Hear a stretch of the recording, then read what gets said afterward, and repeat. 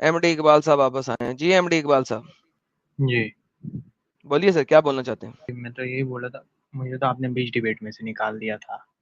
मैंने मैं आपको नहीं पॉइंट निकाला। प्रो झूठ ना बोला करें, आप खुद ड्रॉप हुए हैं, मैंने दुनिया को बताया तो ड्रॉप हो गया, भाग गया। नहीं, मैं नाम मैं पहला कॉलर हूँ तुम्हारा, तुमने मुझे निकाल दिया था। हम औरंगजेब पे बात कर रहे थे, तुमने निकाल जब दिया था। जरा मुझे ऐसा करो, फटाफट आयतल कुर्सी सुनाओ। मैं अबरार अहमद बोल रहा हूँ। आयतल कुर्सी सुनाओ इकबाल।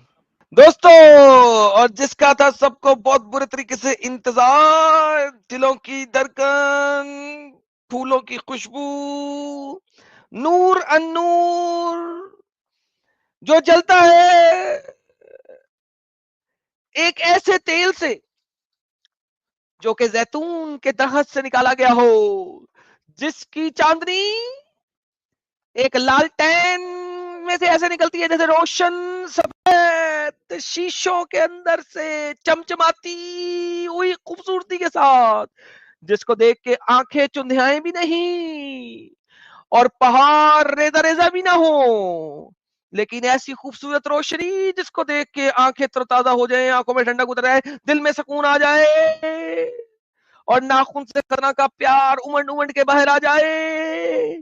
वो प्यारी सी हस्ती, रसूलों का रसूल, मुर्तद का रसूल, हजरत साहिल सल्लल्लाहु अलैहि वसल्लम हमारे साथ हाजिर खिदमत है। स्वागत है साहिल साहब आपका। अरे thank you so much Adam साहब। यार 7 घंटे की जो थकान है मेरी गाड़ी चलाने की, इतने वार्म वेलकम से पूरी खत्म हो गई। एकदम वल्लाह चुस्त हबीबी। और दुरुस्त हो गया, मैं तंदुरुस्त हो गया आपके इस प्यारे से वेलकम से। सर आप हमारे हमारे दिलों की धड़कन है, जान जाने जिगर जाने जहाना, आप आए बहार आई। आहा, मेरे अब घर के तक बाहर अंदर दरख्त बैठी है, हुई उसका फूल खिल गया है, अभी बिला वजह फूल खिल गया है। थी। कई दिनों से मैं वेट करता फूल खिले, आपके आते ही फूल खिल गए हैं सारे के सारे। उनका साहिल थैंक आ यू गया। सो मच एडम साहब, और जितने लोग हमको देख रहे हैं सभी को मेरा प्यार, सलाम, प्रणाम, नमस्ते, आदाब। आई होप बड़ा मजा आया होगा। पूरा ड्राइविंग करते करते मैं पूरा डिस्कशन सुन रहा था, अभी ये बस लास्ट का 15-20 मिनट मैं नहीं सुन पाया। तो बड़ा जबरदस्त डिस्कशन चल रहा था यार। एक हमारे कुरानी साहब जो आए थे, जो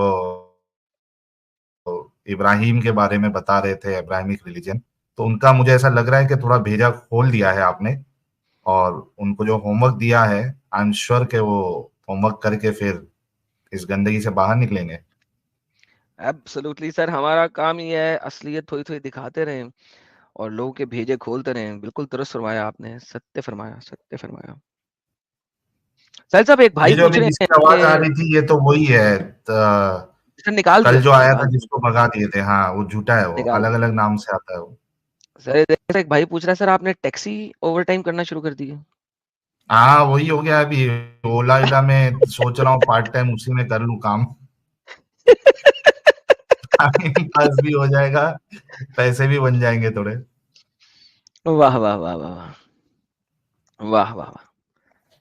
अ, तो साहिल साहब, आपने देखा होगा मैंने एक्सपैंड किया है कि जो कुछ लंदन में और जो कुछ बांग्लादेश में हो रहा है G from the G. Islamic scriptures and all, उसी को थोड़ा सा आगे प्रोग्रेस करते हैं। कुछ लोग हमारे साथ जुड़े हुए हैं। एक अन्नू यस। कोरी साहब है। अन्नू कोरी साहब, आप नॉन मुस्लिम हैं प्रोबेबली, क्यों जुड़े हैं यार? अन्नू कोरी साहब, आप नॉन मुस्लिम है सर, ब्लॉक हो जाएंगे प्लीज, खुद ही छोड़ दें अगर नॉन मुस्लिम है तो। मिस्टर अन्नू कोरी, ओके मैं आपको खुद निकाल देता हूँ, अगर नॉन मुस्लिम दोबारा ना जुड़िएगा ब्लॉक हो जाएंगे। विकाल विकिल विकिल साहब, क्या नाम है यार तुम्हारा यार? वकील विकिल साहब, वकील साहब, वकील वकील साहब, ये साहब, नॉन मूवमेंट है ये भी मुसलमान शायद। यार, नॉन मोमिन यार, मैंने हिंदी में भी लिख दिया यार अब तो। साहिल भाई मैंने हिंदी में भी लिख दिया है, ओनली फॉर मुस्लिम। नहीं हिंदी के मानते अंदर लोग। मैंने गूगल ट्रांसलेटर ला के हिंदी में भी लिख दिया यार। ये देखो अब कृष्णा कुमार कृष्णा आ गया यार, कुमार मैं भाई क्या भी करूं है। साहिल साहब? क्यों ऐसा कर रहे हो भाई लोग? छोड़ दो यार, मत करो। ये रेज ऑफ जी स्टार सत्तार कौन है? साहब, मैंने आपसे बोला था कि आपका दिमाग ऐसा नहीं है जो लिखी हुई चीज को भी पढ़ के समझ सके। तो भाई आप क्यों आए हैं? आपको इसलिए निकाला था कि मैं आपसे बात नहीं कर सकता हूँ, हाँ, बिकॉज आपने तो आपका खुद ही ब्रेन। कर दिया ना, और फिर सही है। मुझे क्या बोल रहे हो आप? यार आप लिखी हुई चीज को जो मैंने नहीं आपको समझ बताया सकता, जो मैं उसे क्या बताऊं? आपने जो बताया तो उस पर साफ साफ लिखा हुआ था। अगर वो वहां से आपको करे, अगर वहां से नहीं करना चाहिए तो आप उनसे नहीं छेड़छाड़ कीजिए, लेकिन जब वो वहां से करेंगे हाँ, तभी आपको छेड़। यार तुमने फिर सुना चाहे आप गर्दनें काटिए या सर काटिए, फिर इस्लाम में जायज है। दोबारा से पढ़ते हैं। साहिल साहब जरा गौर कीजिएगा मैं क्या पढ़ रहा हूँ और ये क्या कह रहे हैं। जी चैप्टर नंबर 9 की आयत नंबर 5 कहता ही है, फरमाता है 4 महीनों के बाद मुशरिकों से जंग करो, इन्हें कत्ल करो, गिरफ्तार करो जहां भी पाओ, बस ये आम है। मशहूर ये है कि खास हराम में लड़ाई नहीं हो सकती, मस्जिद हराम के पास इनसे नहीं लड़ो जब तक वो अपनी तरफ से लड़ाई की इब्तिदा ना करें। तो साहिल साहब खास ये है कि सिर्फ मस्जिद हराम में आपने वेट करना है अगर वो लड़ाई करें, ठीक है, मक्का के अंदर आपने वेट करना हाँ, है, मक्का से बाहर क्या करना उसमें है। भी इजाजत है, अगर वो अगर वो लड़ाई करते हाँ, हैं तो आप मार सकते हैं उनको। अगर ये वहां तुमसे लड़े तो फिर इनसे लड़ाई करने की इजाजत है, चाहे करो चाहे कैद करो, ठीक है। अच्छा, मक्का के बाहर क्या करना है, ये आगे लिखा हुआ है, इनके किलों का मुहासरा करो।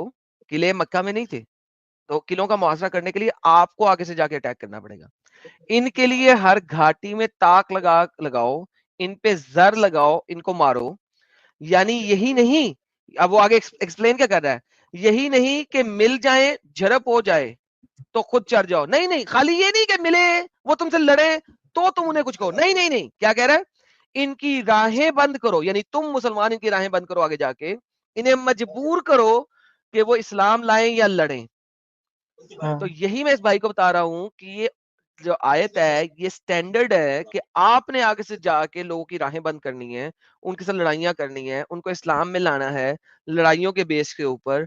सिर्फ मक्का के अंदर आपने वेट करना है कि वो आप पे अटैक पहले करें, मक्का से बाहर आपने आगे जा जाके हमले करने हैं, आपने उनको रोक मारना है, आपने उनको जलील करना है जब तक वो इस्लाम कबूल ना करें।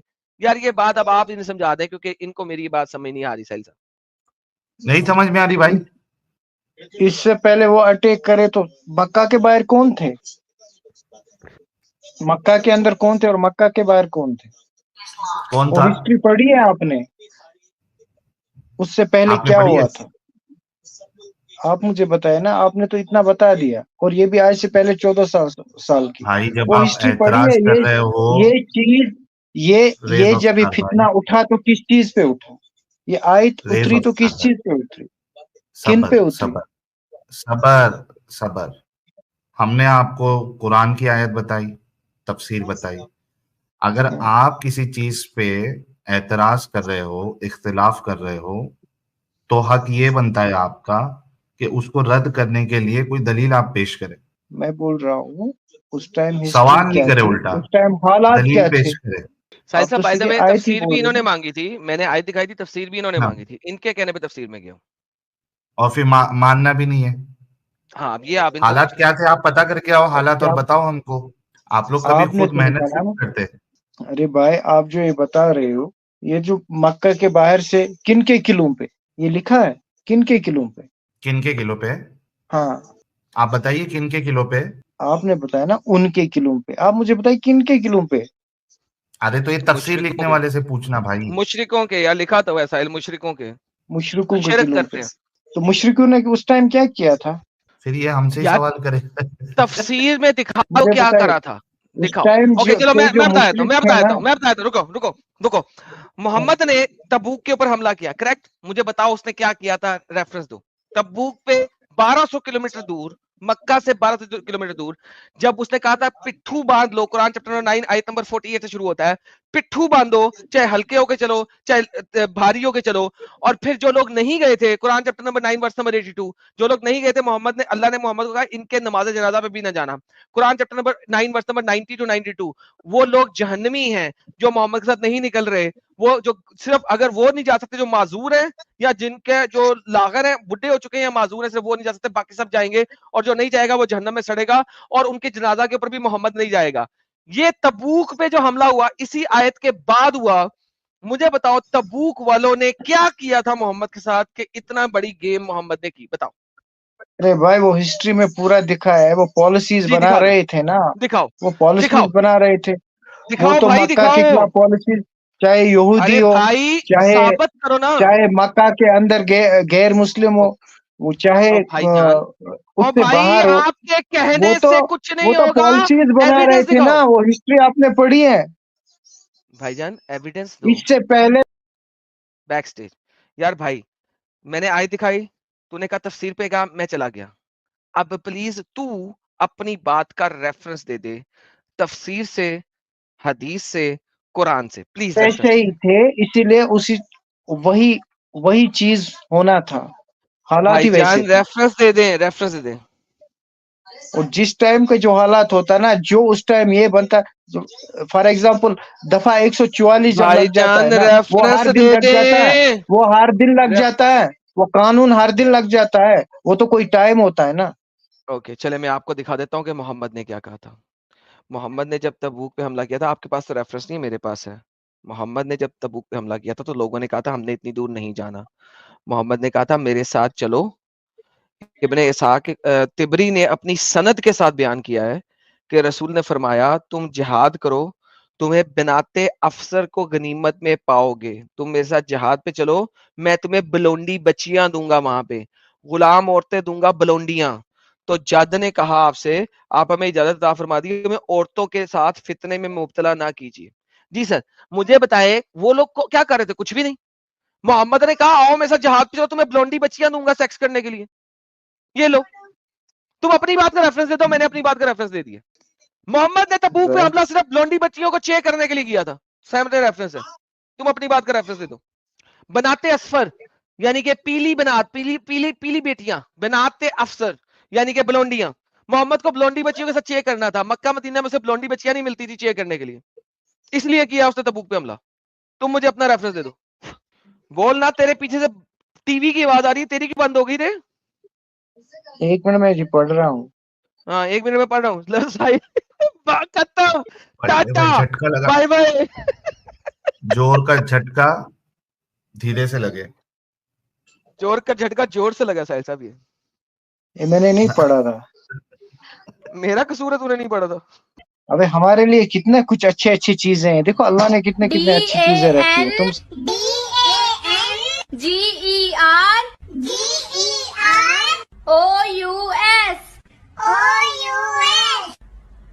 डंगर टॉपिक चेंज ना डंगर कर, यहीं पे रह, टॉपिक चेंज ना कर, यहीं पे रह। चेंज नहीं कर रहा हूँ, वहीं पे हूँ मैं। मुझे बता कि मोहम्मद ने तबूक पे हमला क्यों किया? चैप्टर नंबर 9 आयत नंबर 5 के इवस ही किया इस था, बात दूर पे जाके उनके किलों का मुआसरा इस करो। बात पे मैं तुम्हें स्टार्स भेजता हूँ, $1000 की जल्दी से भेज, $1000 की स्टारिस भेज, भेजो, क्योंकि तुम लोग इसी पे भीख मांग रहे हो ना, भेजो, भेजो मांगते ना रहो, यार। घर चलता रहे तुम्हें। अरे भाई घर चलने के तुम्हारी लिए भेजो ना, औकात है तुमने कहा क्या रे भेजता भाई? हूँ। दे $1000 तुम्हारी भेज, औकात है? अभी भेज, अभी भेजो, कहाँ था भेज? अरे अल्लाह ने इतना नवाजा है सालो, जब यार मांगता भेज हो ना, ना तो दुगना। चल दफा हो जा कुत्ती के बच्चा, दफा। गांड धोने के पैसे हाँ। नहीं होंगे और $1000 भेजेगा। ये वो कौम है जिनके पास टिश्यू पेपर तक, टॉयलेट रोल तक होता नहीं है।